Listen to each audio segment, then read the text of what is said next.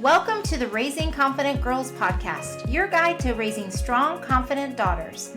I'm Melissa Jones, the founder of Girls Positivity Club and a teacher for over 20 years. In a world where girls often feel overwhelmed, anxious, and confused, this podcast is your go-to space. As caregivers, we navigate challenges together.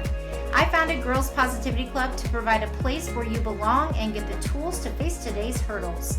Consider this your regular check-in with a trusted friend, offering insights and practical tips for meaningful conversations. I'm here to help you feel confident on this journey of raising a generation of empowered girls. Let's dive in and raise those confident girls together. Hi, everybody, and welcome back to Raising Confident Girls. I am Melissa Jones, the founder of Girls Positivity Club and your host of this podcast. And I am so excited to be with you today. I love spending time with you every week because we get to talk about topics that are near and dear to my heart. And I hope that these are really helping you. And this episode is all about something that girls tend to get a reputation for, and that is friendship dynamics and girl drama. So this came from a parent. Lots of parents have talked to me about girl drama, and I honestly don't love the words girl drama because I feel like it has a negative connotation, and it kind of, downplays or is like, oh, girls are all drama.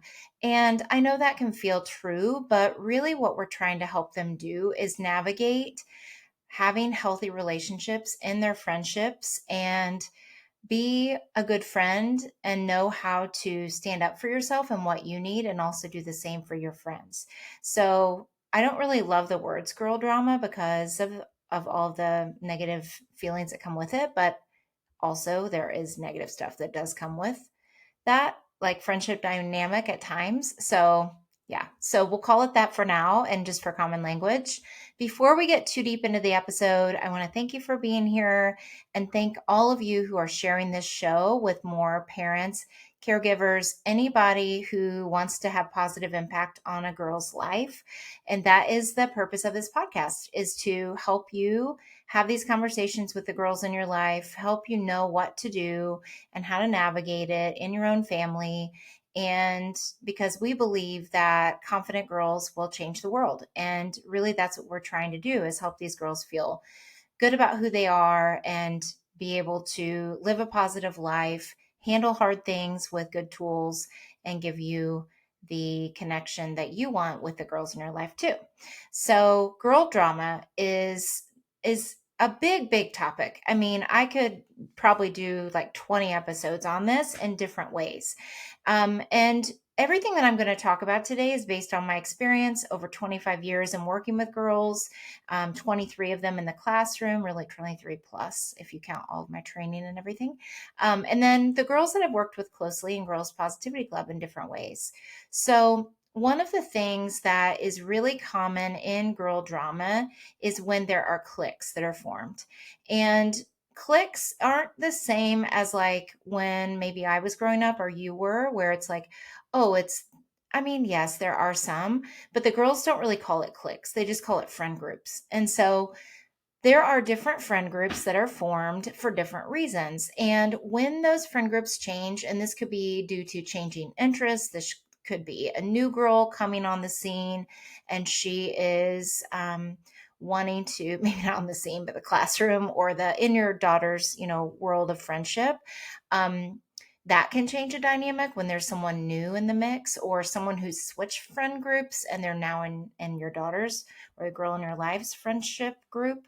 The changing interest can be like, maybe they were really into a certain sport and then they either lost interest in that sport or their interest shifted to music or dance or art or some kind of other interest.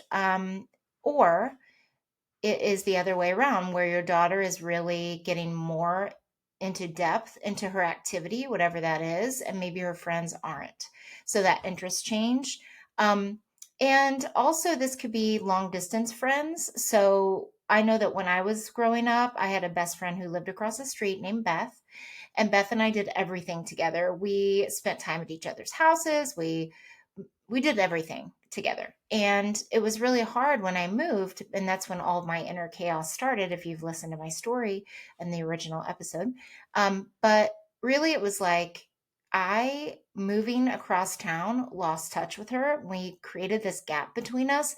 And back then, there weren't really, well, there weren't cell phones, and we weren't really in common circles, or we didn't see each other in like a regular way like we did when we lived across from each other. So it created this distance between us. And then when I would go back to visit, and I don't ever remember her coming to my new house, but when I would go back to visit, she would have her new friend group join us sometimes. And I always felt like I was left out, or not left out, but I felt like I had missed out on a lot of things. So that can be a totally different type of dynamic that can cause a problem in friendship. And I don't necessarily, I mean, I guess it could cause some drama. If your daughter or the girl in your life is feeling insecure and she doesn't know how to handle it, and then the other girls are, forming closer bonds and things. So, really, it's more about that shifting dynamic in that situation. But girl drama can come from a lot of different ways, or a lot of different situations, and surface in a lot of different ways. And like I mentioned, the cliques can start forming, and that can be new groups where she feels like she might be on the outside, or she's wanting to switch groups. That can cause some tension in friendships. Group chats can often cause a lot of hurt feelings, and that is like someone says something in the group about another person. Maybe your daughter feels upset about that and doesn't know how like to handle it, so she doesn't say anything, she just kind of ignores the comment. And then the group is like, oh, I guess she's too good for, whatever.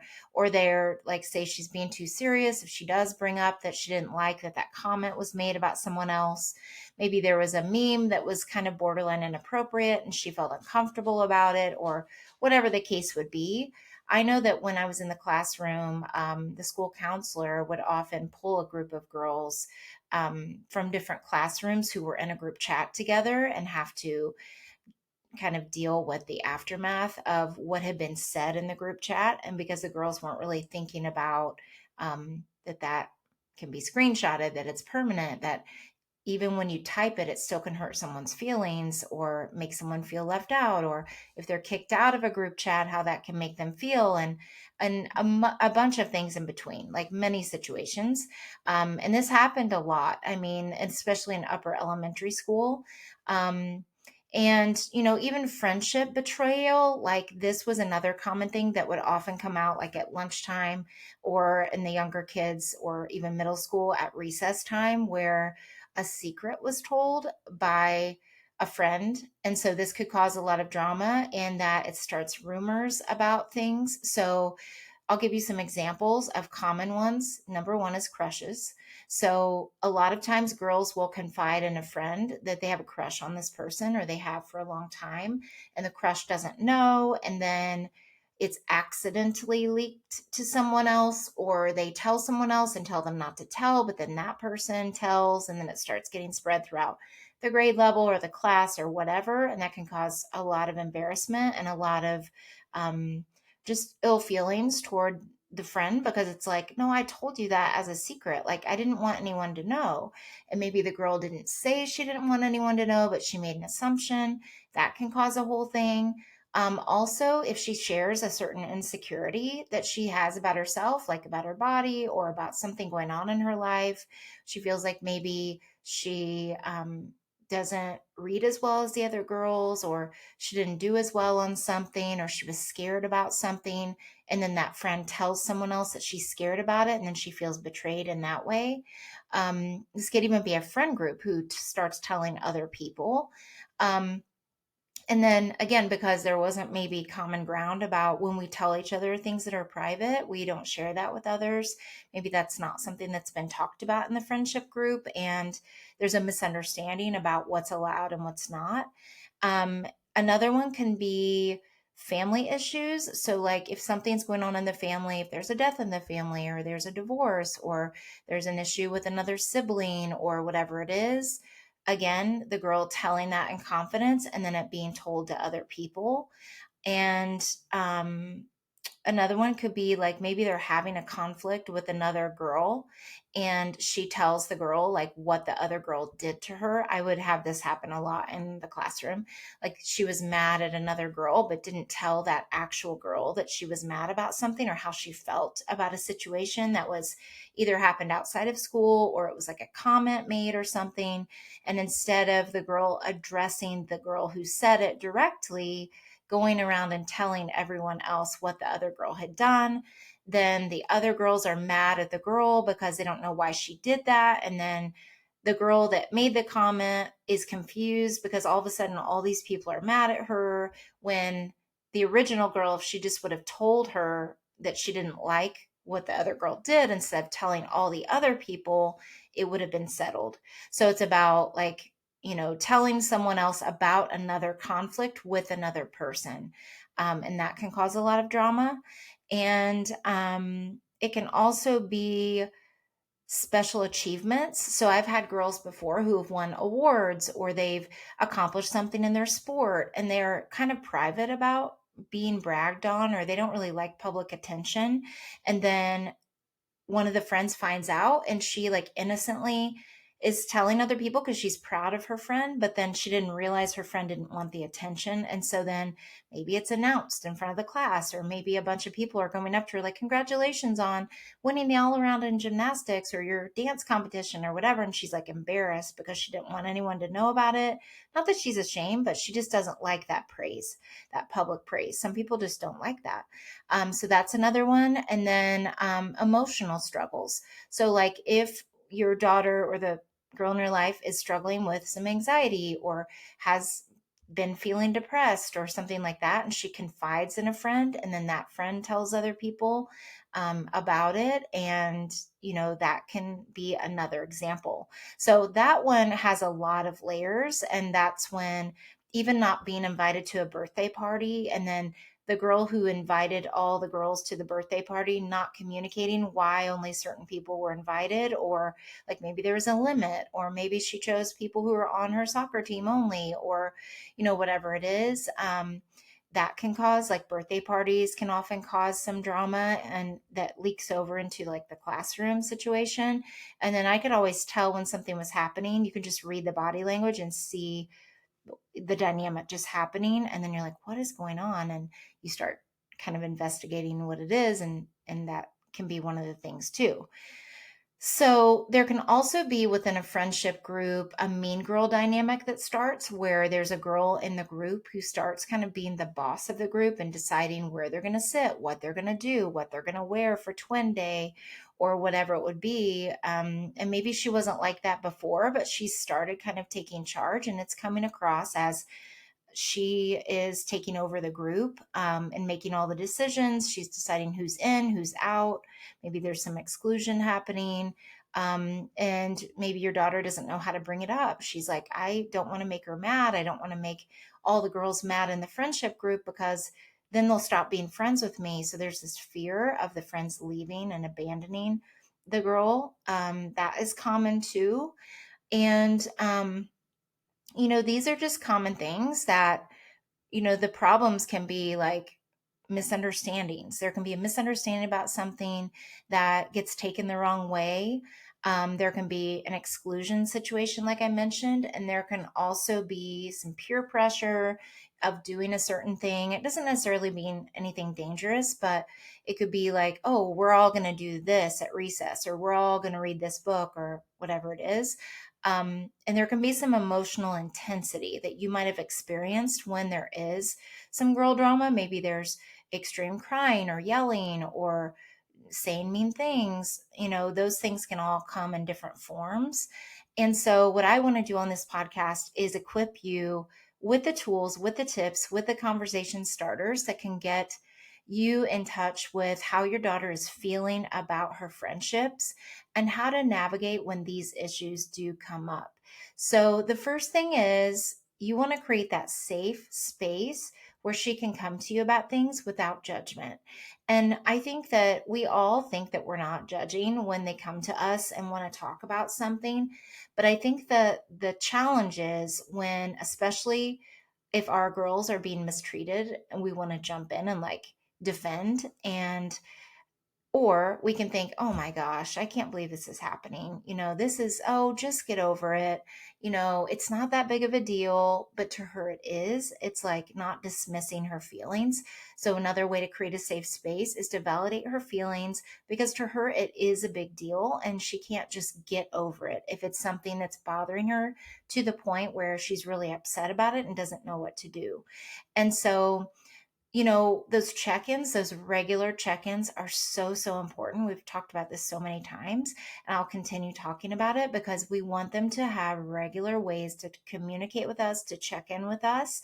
And so, one of those things you can do is usually in the car or on the way somewhere or walking, something with movement where the car is moving or you're walking side by side, or it's at bedtime. Whenever you have that time that's just you and her, um, that would be a really good time to check in.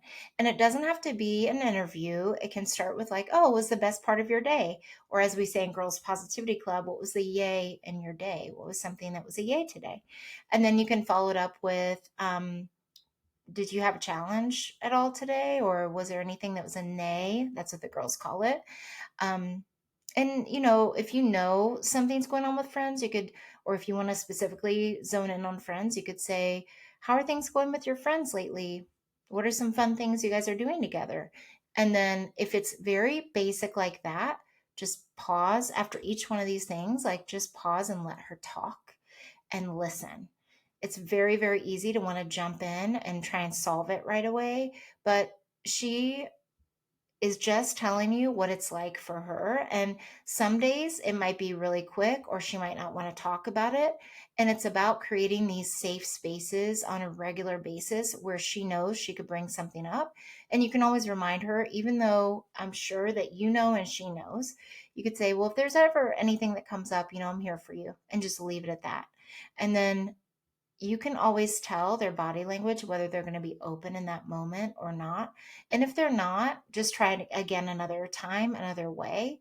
And, hopefully not waiting until something is exploding, but sometimes that does happen. Like, you'll notice she goes to her door and she's mad and she like slams her door, and it's not anything about what happened with you and her, but she comes home from school and she's really upset, and she just like runs to her room and closes the door.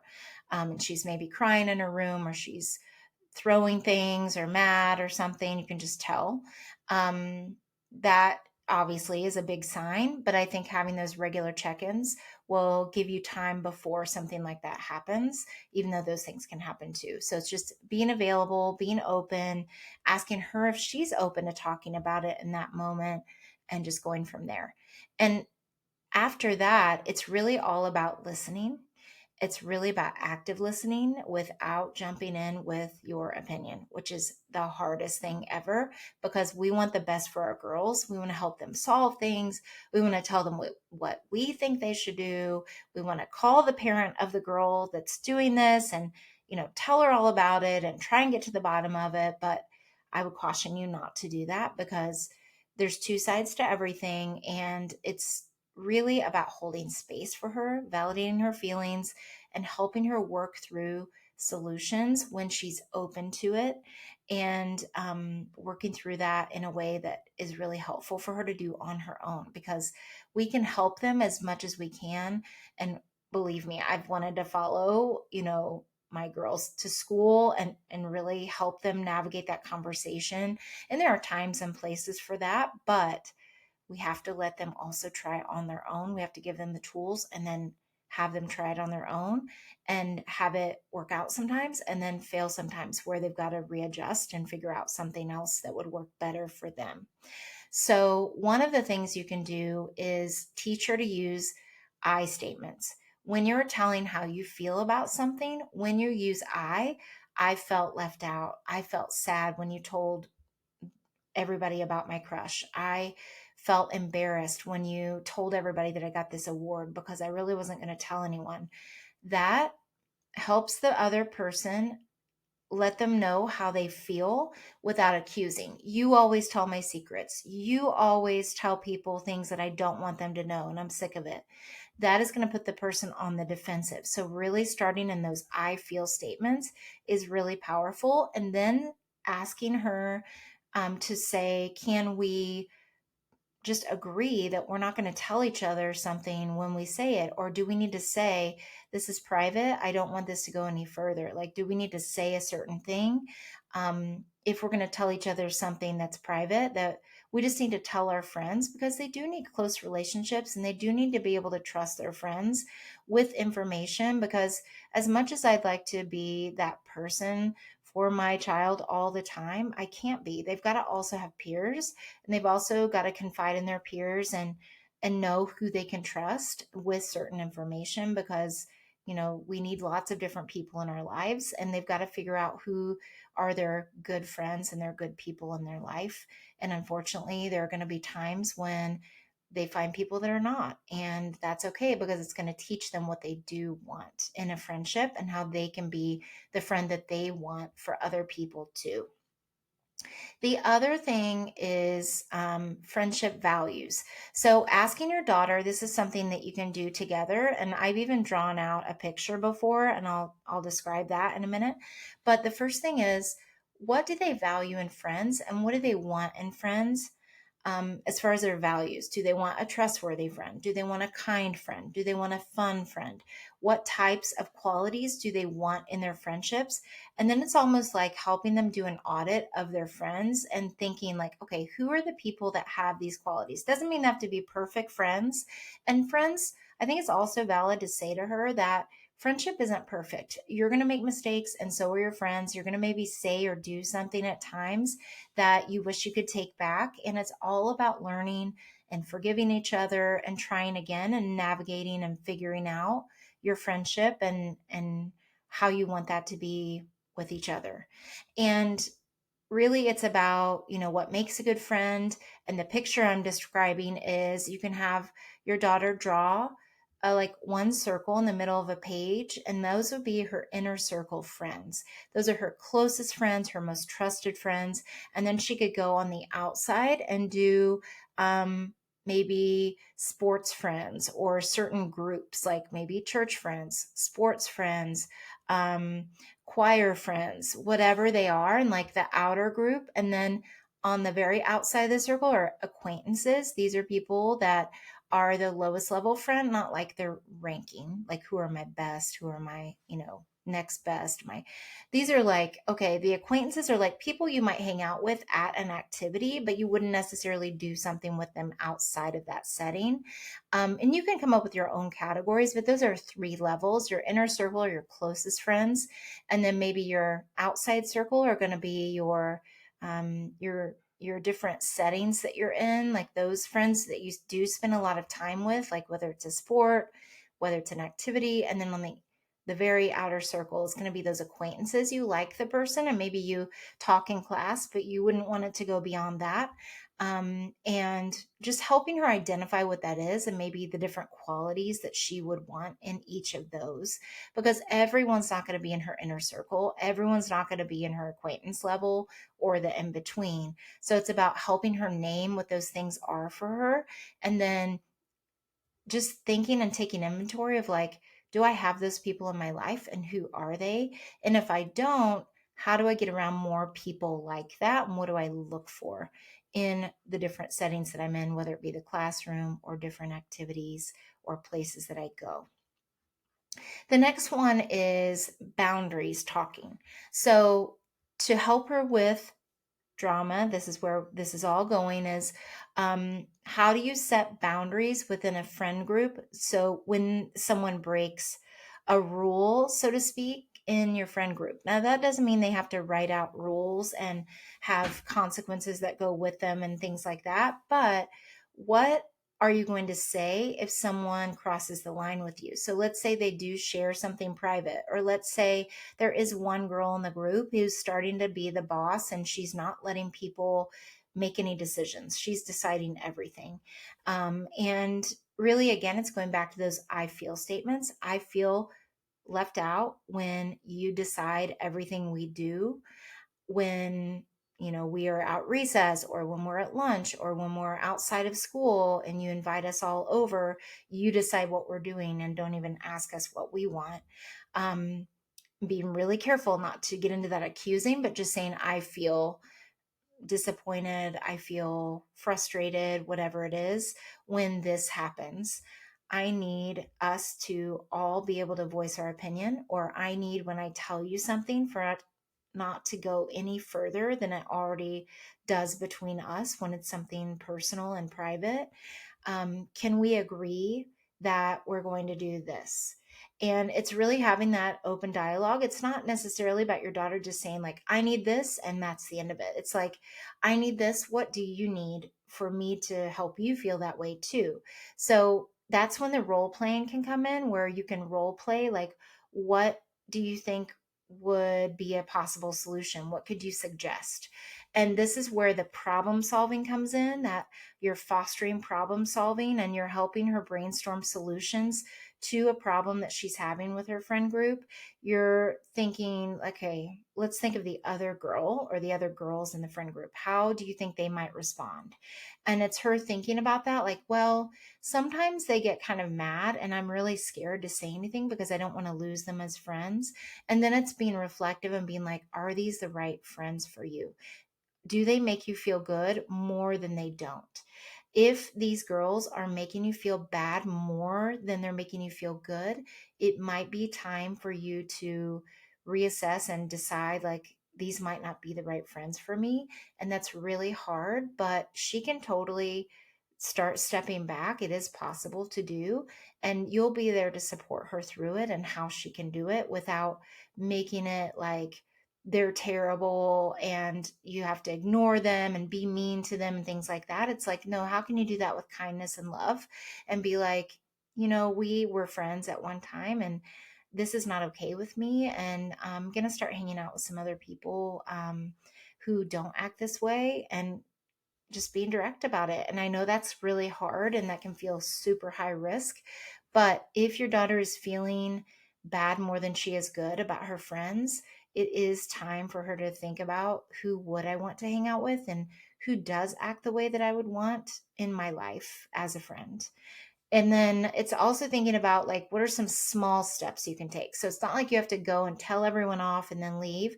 Actually, that would not make things better. And sometimes I had a mom one time say, there was a friend that said something mean to her daughter, and she told her just to say something mean back. And she was like, I feel like I gave her the wrong advice. And I was like, well, I mean, that happens sometimes, but it's really about, how would you want to be treated? And yes, we've all said things that we wish we could take back and or have done things, but it's really more often than not trying to help her see that she has control of herself and she's going to tell how she feels and what she needs, and then be that for them too, and they can do the same. But also, she doesn't have to stay in a friendship that is not good for her just so that they don't get mad at her.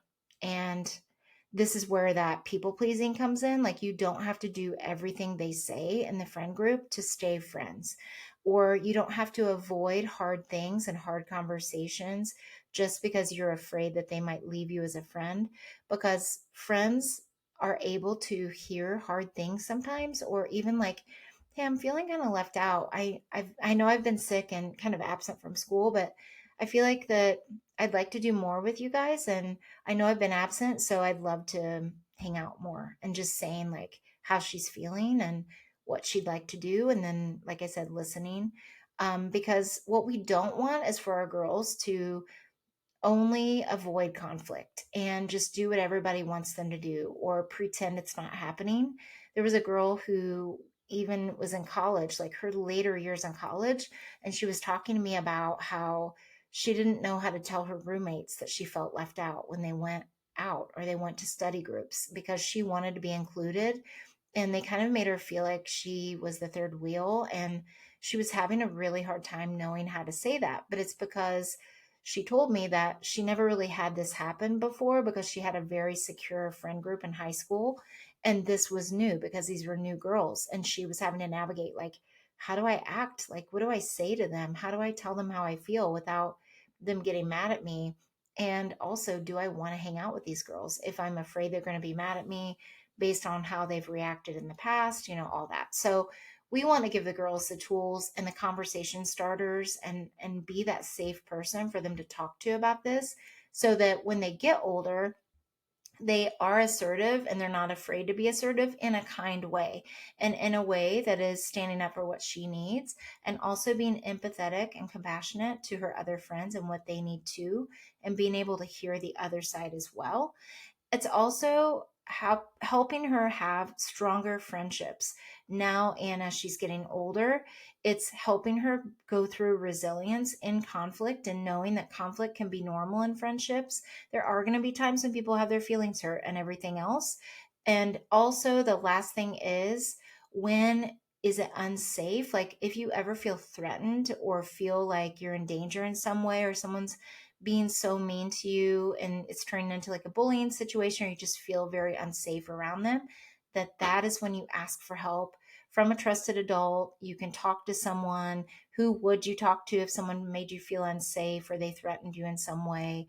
And obviously those are not the right friends that you want to be around anyway. So it's helping her work through that as well. So I hope that was helpful. If something else is coming up for you with girl drama and I can help you in any way, please let me know at Girls Positivity Club.